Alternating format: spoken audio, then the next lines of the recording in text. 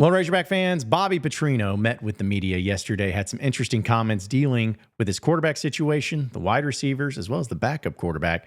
So let's talk about him on today's Locked On Razorbacks podcast.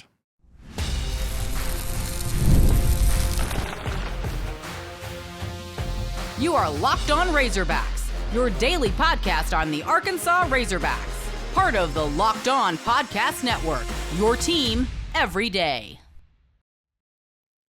Welcome into Locked On Razorbacks podcast. I am your host, John Nabors. I am also the host of Inside Arkansas Live, which you can catch every weekday starting at noon on Inside Arkansas and InsideArkansas.com. This episode is brought to you by Monarch Money.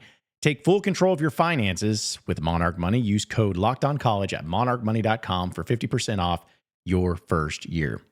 Hope everybody's having a wonderful Wednesday as we'll talk about some of the preseason awards that continue to roll in for some Razorback football players, as well as the claiming of national championships. I didn't know we were still doing that, but apparently we are. Either way, we'll discuss that and get into that a little bit on the podcast today. But I wanted to start with, of course, hearing from Bobby Petrino. And y'all know I'm a big Bobby guy, and I love being able to hear him speak about various things, actually about anything, really. And last time we were able to catch up with him, you could tell that there was some pep in his step. He was joking around a little bit, which I don't know how I felt about it, but still, it was an element of that point in time, which I guess was roughly a week ago. There was an element of it to where it just gave you this extra boost of confidence and understanding that, hey, maybe this offense is going to be really good. Because at that time, they were doing a good job against the defense. And here we are a week later, roughly, and it's kind of the same thing.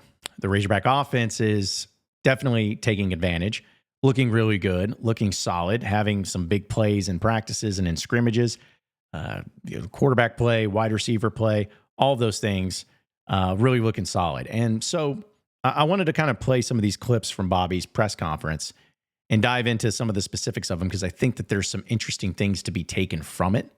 And especially given the circumstances of where it's at. It's just kind of sad because right now, at least where it stands, this is probably going to be the last time we hear from Bobby Petrino this football season. It doesn't, unless something crazy happens, like he's an interim coach or I don't know, something like that. But either way, it's kind of sad. But let's start with Taylen Green. He was asked the question about Taylen and if he's at the place that Taylen needs to be at this point in time in fall camp. Here's what Bobby had to say. He's getting closer. No one's ever where you want him to be, but he's certainly getting closer. And that's the thing that was most exciting for me watching the tape after the scrimmage and grading it with him was seeing how much he improved from 1 week to the next on the consistency. It's not like he doesn't have good technique. It's just at times he's not consistent enough with it. But his release in the scrimmage on Saturday was closer to where we want. So that kind of just goes to show you the perfectionist nature of Bobby Petrino, where it's like, hey, he's never where you want him to be. We're never as good. You can always improve. You can always get better. But he kind of laid it out right there. And I think it's a very honest and upfront approach about Taylen and he's saying his consistency. That was the thing that he felt like was lacking at least a little bit in being consistent with the throws, being consistent day to day, being consistent with the mentality and all of that, finding that consistency. And going into the thing that excited him the most about the week-to-week improvement is something that as a coach, you can really, really just tack on and be like, okay, so this is where we're going to have our bread and butter made. Like this is where we're going to be able to have a high-level offense is being able to count on somebody with that consistency and seeing the type of improvement that they can make. You don't ever want to be in a position where the day fall camp starts and at the end of fall camp, you're sitting there and you're like, okay, well, even if they're good, you're like, okay, well, he's good. It's about the same. You want to be able to develop something in fall camp, be better at something during fall camp. Is it going to be mechanics? Maybe. Is it going to be your ability to check off and have audibles called when at the line of scrimmage? Maybe. I mean, there's just so many variables, especially at the quarterback position, as to what you can improve on. But from what it all sounds like with Petrino, he is extremely excited and glad about the approach, about the mechanics, about the physicality and everything that Taylen has. It's just a matter of being able to pinpoint that consistency and be able to play it out. So will that transcend into the season? Time will tell. But there's no doubt that the consistency part of it, as cliche of a term as it may be, really just showcases that you're not only a very good quarterback, but you're a confident quarterback, and you don't get rattled easy. You can't be rattled because there's going to be mistakes made. Taylen's going to make mistakes this year. He's going to throw interceptions. It's going to happen. It's a matter of how do you recover from it. And if you stay consistent in it, you're always going to bounce back pretty and fairly easily. But he at least is very happy with the progression and with the week-to-week assembling of Taylen and where he's going right now. The other thing about the offense is about the wide receiver position itself, because we have heard of a few guys that are going to be into the mix. Obviously, Ishmael Cece is the one that got hurt, and he's going to be out for the year. But Omega Blake, CJ Brown, Monte Harrison, a lot of names getting thrown around, and they're just trying to pinpoint of who they're going to have as their main three, at least, wide receivers. And Bobby Petrino talked about the wide receiver progression and who's standing out and who needs to step up. It'll probably this week, start working itself out a little bit more. So you go into some situation work this week and game plan stuff, and still go ones versus ones, so you get that competition. But Monte still had another big game, had our big day out there, made a lot of catches, did a good job of running routes, ran after the catch. So I was happy with him. CJ had a big touchdown for us and run after the catch. It was great to see, something that we're, really looking for. Jay Brown had a big day. I thought he felt good about it. He looked fast out there. And the thing about him is he is fast. So as long as he knows exactly what he's doing, he's going to play like that. And that was what was good to see, is that he wasn't hesitating. He really looked like he knew the offense better and made plays. Megan Blake had kind of a tough day as far as getting balls thrown to him. It just didn't work out when you called the play for him. The progression took us somewhere else, and I'd have liked to seen him get more opportunities to catch the ball, but he just didn't get them done. So hearing about the wide receiver position, a lot of those names we've heard a lot about, but it certainly seems to be the most common names mentioned among the wide receivers have been Omega Blake, Monte Harrison, and CJ Brown. I think this is just my opinion, that because Bobby said it was going to be working itself out this week, I would bet that if you talked about your three receivers out there on the field most of the time, maybe your three go-to guys, it would be those guys right now I'd go with. Now, that's not to say that there can't be other guys in the mix. Those are just the ones that we've heard the most about and that have been talked about the most. But it's amazing we'll start with Monte Harrison. I made the joke with last season, a guy that had his name thrown around a lot, but really never had anything to show for it. I kept hearing about Monte Harrison, kept hearing how great he is, kept hearing, man, this guy's athletic, but we never saw him ever at all. And I kind of got to the point where I was getting burnt out on. I was like, I don't believe in this. Maybe it's just something that he's a practice warrior, but doesn't get in on the games. It was just so strange. But this fall camp, we've heard so much about him that now it's like, okay, he has to step up. He has to be out there, or else what's going on? What are you seeing? I've heard nothing but positive things about Monte and about his athletic ability and his size and strength and all of that. And then CJ Brown's guy that Bobby even talked about him knowing the playbook as well as anybody. I know they've been very high on CJ Brown and thinking that he can be a huge contributor this year. So again, very, very him and Jaylen Brown, which he says he's so fast, he's just got to kind of know where he needs to go. That's the biggest thing for him. But both of those guys have athleticism, and I think CJ is going to be somebody, because we know route running, playbook, all that stuff is pretty highly important when it comes to exactly what Bobby's looking for. The other thing that made me kind of chuckle in that clip was about Omega Blake, because he has been the guy that we know from the wide receiver room, the big transfer coming in, the one that everyone's pointing to, the one that's got the big playmaking ability. And I remember watching Bobby's press conference, and in that clip where he starts, he's like, Omega had a tough day. And so immediately I was like, oh, geez, well, you don't want to see that, your go-to wide receiver. But it wasn't because of him playing badly or him, not running his routes or not making catches or anything like that. It was simply based on him not getting the ball. And Bobby was like, we need to make a point to that. We need to make a point to get him the ball. And I just think it's funny that he decided to use that adjective. He had a tough day. I take that as Omega having a tough day, as Omega being frustrated or Omega being a little annoyed by the fact that he wasn't getting the ball. And it could have been just good defense on him. It could have been some checkdowns. I think even Bobby talked about how there was some progressions that were there that he just didn't get the ball. And that's how it worked out and played itself out. So it wasn't anything intentional. But having a tough day means that there's an expectation there. And if you don't live up to that expectation, it ends up being tough. So I think the expectation for Omega is you're the go-to guy and you're going to get your passes thrown to you and you're going to get your catches and you're going to get your numbers. And when you don't, it's a weird thing. It's a bad thing. Got to find ways. So that's kind of how I took it. But it looks like that the wide receivers are building that, and they're pretty confident in it. I know that the offensive line and other things too are really important. But I tell you what, we're going to talk about some awards that are coming in for the preseason, but I also want to bring up this clip about KJ Jackson, the backup quarterback for Arkansas, and the type of progression that he's made in fall camp. We'll get to that next. So stay with us here in the Locked On Razorbacks podcast.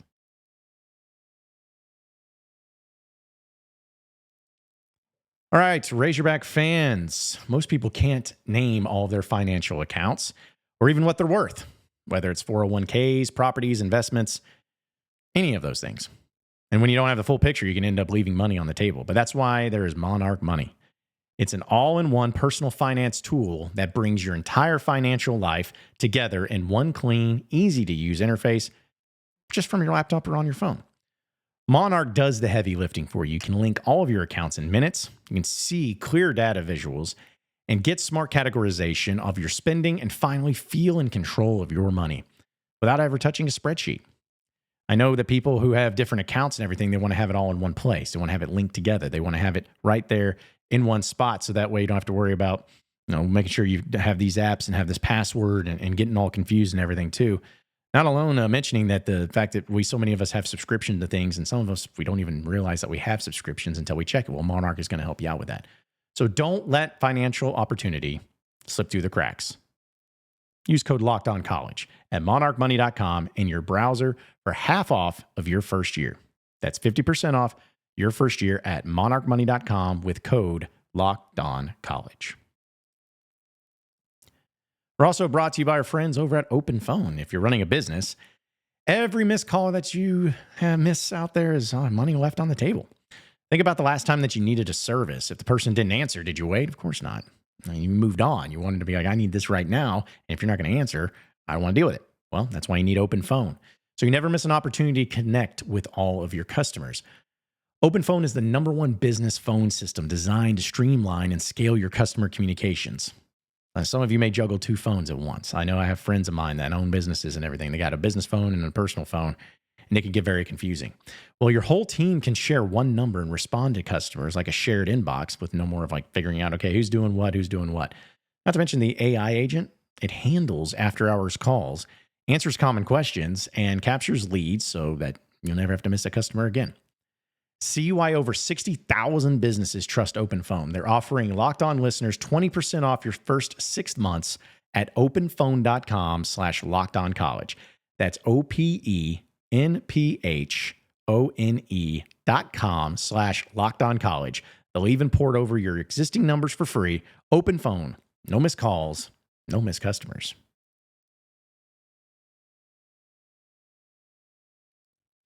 All right, moving on into the next segment of the Locked On Razorbacks podcast. Getting into the specifics of this, if you want to call it the backup quarterback situation.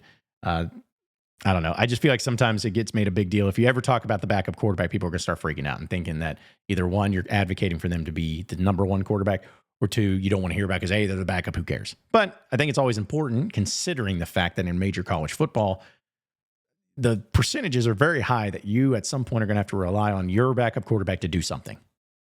Just plain and simple. And that's what Arkansas has with KJ Jackson. Bobby Petrino was asked about this and how he feels in his own preparation. Is he ready? Is he ready for the big time? Is KJ Jackson ready for it? Here's what he had to say. Yeah, getting a lot more comfortable with him and really starting to understand, what the package will be for him and not only in the pass game but the run game. I think KJ's took huge steps forward since spring ball. He's a really, really intelligent young man, so he knows the offense. He's the one that wants to answer the question first in every meeting. It's just continue to learning what he does well, what he doesn't do well. We'll keep working on what he doesn't do well, but we've got to have the package ready and know exactly what we would go to if he had to jump in the game.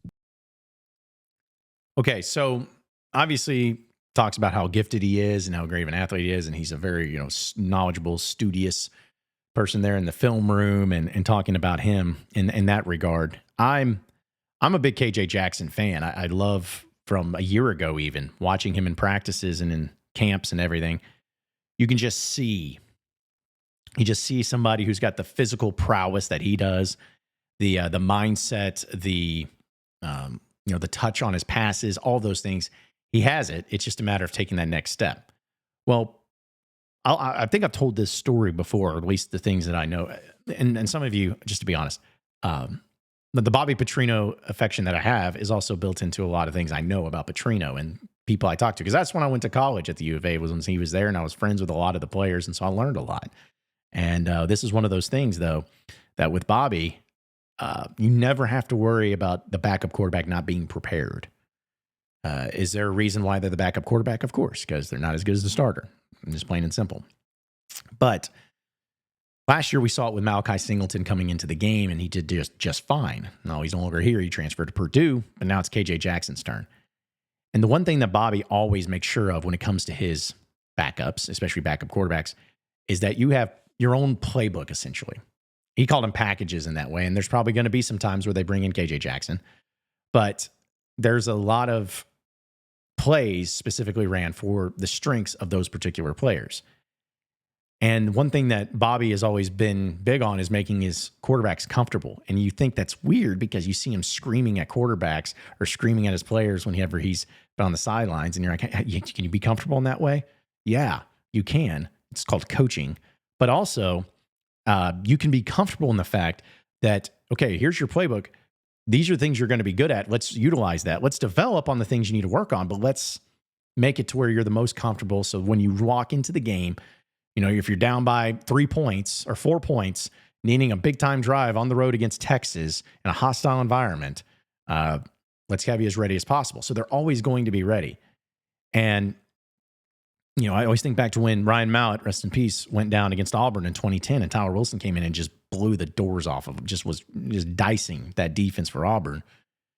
It was because they were always making sure that they were ready. So I am hoping that Taylen Green plays 100% this season. I is always the guy. I hope that he doesn't get hurt or anything. But we know that sometimes injuries do happen. So what's that going to look like? What's that going to be like? How problematic is it going to be? Well, I'm going to feel good about KJ Jackson. Am I going to feel as good as Taylen Green? Maybe not. But I'm going to feel good that if there's the game's on the line, I'm not immediately going to be like, well, that's a loss. It's over with now. I'm going to have confidence in it because Bobby's always going to have his guys prepared, always going to have his backup ready to go, ready to fight, ready to succeed. And KJ Jackson's going to be that guy this year. Also, mentioning a little bit of the preseason hype and mentioning Taylen Green, the quarterback. He's on the Golden Arm Award watch list, the Johnny Unitas thing. And I get so... it's not that I get tired of it. It's just some of those things where I'm like, come on, man. Like, why? Why do we keep doing this with just like the Golden Arm Award? Sweet. All right. Well, hey, if he wins it, great. Good for him. Good for him. But also preseason coaches for the all SEC teams came out, and Fernando Carmona, first team all SEC preseason. How about that? Not from the media, but from the coaches side. That's big time. So good for him. And then Cam Ball's the third team, which also is a really good award and really awesome for Cam Ball. But as you all know, I hate when we have third teams. There should be just two. First team, second team. Third team and fourth team, it just gets out of hand. It just gets absolutely out of hand. So either way, congratulations to them. And I honestly think both of those guys will be on the all-SEC list when it's all said and done. At least I'm hopeful for it. Claiming of national championships. We have to stop this. We have to stop this nonsense now. I'll tell you what I mean coming up next here on Locked On Razorbacks.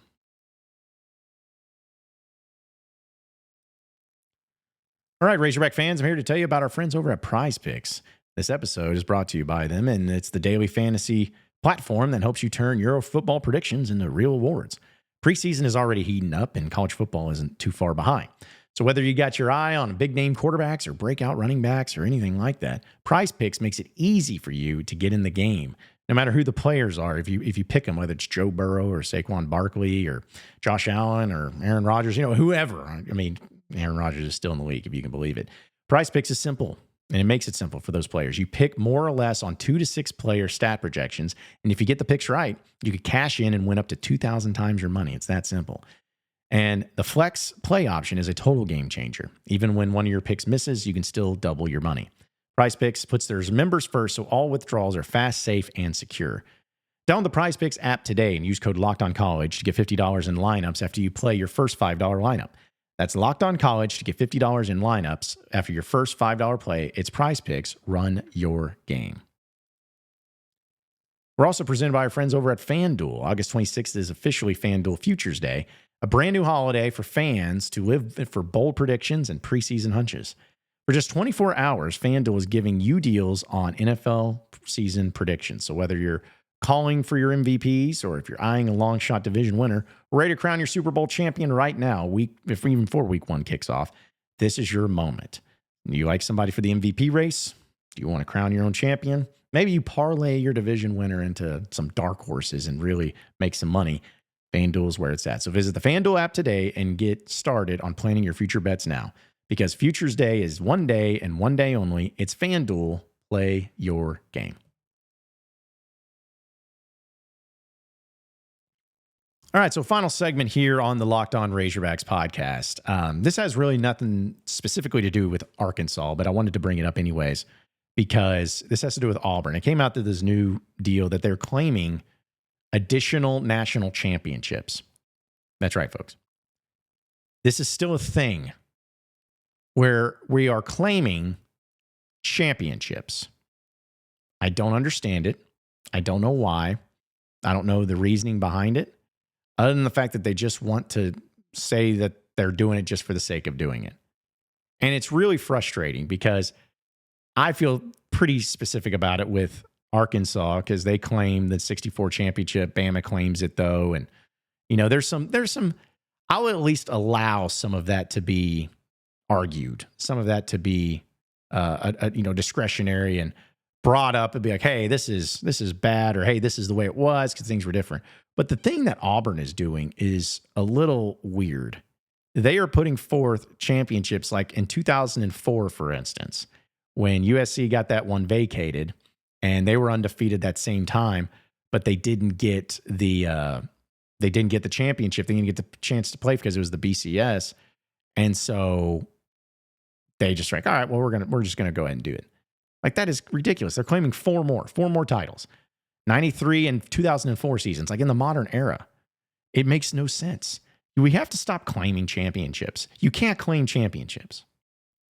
And if you do, you should be laughed at and it shouldn't be allowed. Like, the SEC should step in. If they put up any banners or anything like that to say like, hey, we're the champions of 2004, they need to be taken down. Stop claiming championships. Especially now. Nothing's changed. Like 2004, what has changed? Nothing. So you just decide, woke up one day, like, we're going to claim this one. Auburn and Alabama both. Y'all are the kings of claiming championships. Alabama has a championship that they claim where they went like 8-3. And they're like, we're champions. Stop. It's ridiculous as it is, but the only reason you're doing this is just to try to hang some banners and talk about how many championships you've won, even though it's not true.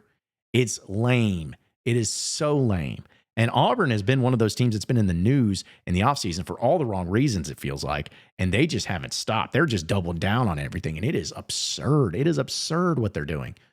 But again, is it the biggest deal in the world? No. Is it as problematic as maybe I'm making out to be? No, but it's still lame and stupid and it needs to be called out. Imagine if Arkansas should just start doing it. Let's just claim some championships. Why not?